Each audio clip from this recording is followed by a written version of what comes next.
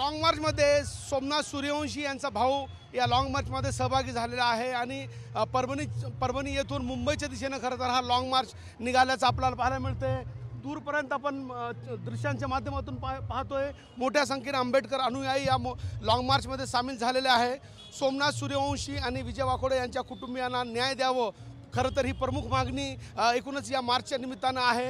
आणि सोमनाथ सूर्यवंशी यांचे लहाने भाऊ आपल्यासोबत आहे, तेही या मार्चमध्ये सहभागी झालेले आहे। बाई काय सांगाल, मार्चमध्ये सहभागी झाले तुम्ही, काय भावना आहे? आमची एकच भावना आहे की सरकार जे आहे ना, प्रशासन आमच्या भावाच्या मृत्यूचा दखल घेत नाही। लवकरात लवकर ते गुन्हेगारावरती, पोलीस गुन्हेगार जे आहेत त्यांच्यावरती गुन्हे दाखल होत नाहीत। आम्हाला न्याय मिळवून आम्हाला जे न्याय आहे ते मिळण्यासाठी आम्ही इथून निघालेलो आहेत आणि आम्हाला न्याय मिळालाच पाहिजे, यासाठी हे मोर्चा चालू आहे। सलग 2 वेळा राज्य सरकारचा निधीचा धनादेश जो होता ते तुम्ही परत केलेला आहे। कालही उपजिल्हाधिकारी आले होते तुमच्या घरी आणि तुम्ही निधी परत केला आहे। न्याय हवा आहे अशी तुमची कठोर भूमिका आहे। आम्हाला अगोदर न्याय पाहिजे, जोपर्यंत आम्हाला न्याय भेटत नाही तोपर्यंत आम्ही निधी स्वीकारू शकत नाही। काय प्रमुख मागण्या आहेत तुमच्या, काय न्याय हवा आहे तुम्हाला? जोपर्यंत पोलीस प्रशासन जे आहे, आमच्या भावाचे जे खून केलेले गुन्हेगार आहेत त्यांना जोपर्यंत फाशीची शिक्षा होत नाही तोपर्यंत म्हणजे आम्ही निधी स्वीकारू शकत नाही। प्रशासनानं काल ही आणि आज ही बैठक आयोजित केली होती, त्या बैठकीत तुम्हीही होते। काय नेमकं प्रशासनाकडून सांगण्यात आलं तुम्हाला आणि तुम्ही मान्य केलं नाही? आता मी का सध्या काय बोलू शकत नाही। मला एवढंच म्हणायचं की आम्ही न्यायासाठी निघालेलो आहेत आणि जोपर्यंत न्याय भेटत नाही तोपर्यंत आम्ही काही बोलू शकणार। शासन आणि प्रशासन टाळाटाळीची भूमिका घेते का? हो, टाळाटाळीची भूमिका घेते। ते लवकर मंद गतीत न चालतात, ते लवकरात लवकर झालं पाहिजे, म्हणजे गुन्हे दाखल झाले पाहिजेत आणि आम्हाला न्याय भेटलं पाहिजे, एवढीच आमची मागणी आहे। प्रशासनाकडून मार्च थांबवण्यासंदर्भात आरोप केले, मार्च थांबवण्याचे षडयंत्र केले जाते असं तुम्ही आरोप केला होता काही वेळा? षडयंत्र अजून चालू आहे। काल ज्यावेळी इथले कलेक्टर आणि SP यांनी समाजाचे नेते सर्वांना मिटिंगला बोलवलं, आम्ही पण होतो। त्या मिटिंगमध्ये सगळं प्रश्नांची उत्तर त्यांना मागितली, त्यांच्याकडे उत्तर द्यायला काहीच नव्हतं।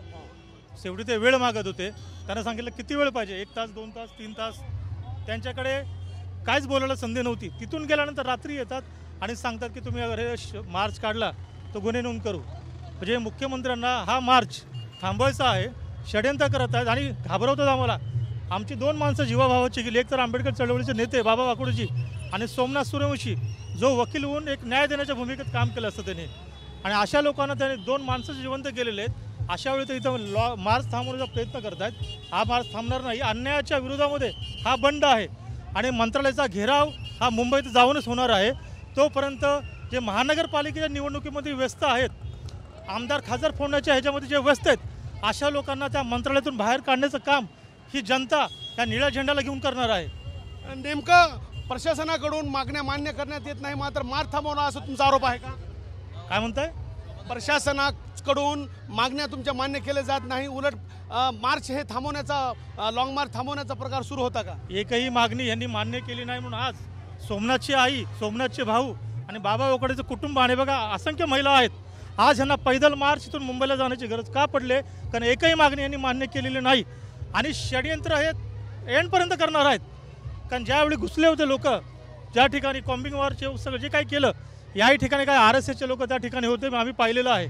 बजरंग दलाचे काही लोक होते, आम्ही पाहिलेलं आहे। आणि खबरदार, अगर तुम्ही या ठिकाणी हा गोंधळ घालण्याचा प्रयत्न केला तर ही जनता तुम्हाला माफ करणार नाही आणि महाराष्ट्रात देश माफ नाही करणार। कांबळे साहेब, साधारण 28 दिवस लागणार आहे एकूणच मुंबईपर्यंत हा मार्च पोहोचण्यासंदर्भात। 28 दिवस कसा प्रवास असणार आहे, किती ठिकाणी मुक्काम पडणार आहे? बघा, 33 दिवस धरणे आंदोलन केले आणि 28 दिवस जे लागणार आहेत, तर अनेक लोकांनी आम्हाला संपर्क साधलेला आहे। आम्ही जेवणाची व्यवस्था करतो, राहण्याची व्यवस्था करतो, त्याच्यामुळे प्रत्येक टप्प्याला लोक स्वतः तयार आहेत। त्यांनी व्यवस्था सगळ्यांची झालेली आहे। जे आयोजक आहेत, जे लोकांच्या संपर्कात आहेत किंवा माझ्याही काही संपर्कात आहेत, सर्व तयारी झालेली आहे। आणि मुंबईमध्ये विशेषतः मुंबई आतुरतेने वाट बघते की हा मार्च मुंबईमध्ये दाखल झाला पाहिजे। तिथल्या महिला, तिथले महामंडळं वगैरे जे काय आहेत, सर्वांचे फोन आहेत। आज सगळी रमाबाई नगरमध्ये तयारी झालेली आहे आणि तिथून एक त्या बालेकिल्लीतून एक मोठा मोर्चा पण तिथून निघणार आहे, ज्या दिवशी आम्ही तिथे हजर राहू। परभणीहून मोर्चा निघाला आहे, हजारोची संख्या आपण पाहतोय। मुंबई जाईपर्यंत काय मार्चची स्थिती असणार आहे?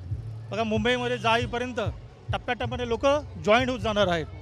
आणि आज इथं तुम्हाला असं वाटलं की ते 5,000 आहेत, 10,000 आहेत, पुढे मग 20,000, 25,000, 50,000 मुंबईपर्यंत जाताना हा टप्पा वाढत जाणार आहे. त्याच्यामुळे लोकांचा प्रतिसाद या आंदोलनाला आहे आणि न्यायाच्या भूमिकेमध्ये लोकांचा प्रतिसाद आहे. तर आंबेडकर अनुयायांचा प्रतिसाद परभणीत भेटला आणि पुढे भेटणार असं विधान या ठिकाणी केलं आहे. तर सोमनाथ सूर्यवंशी यांचा भाऊ यांना स्पष्टपणे न्याय द्या, आम्हाला न्यायाची मागणी त्यांनी केलेली आहे. 2 वेळा आलेला निधी आम्ही परत केला आहे, मात्र न्याय आम्हाला कुठंतरी पाहिजे अशी भूमिका यांनी यावेळी ठेवलेली आहे. कॅमेरा पर्सन अनिकेत दहातोंडेसह नझीर खान, TV9 मराठी, परभणी.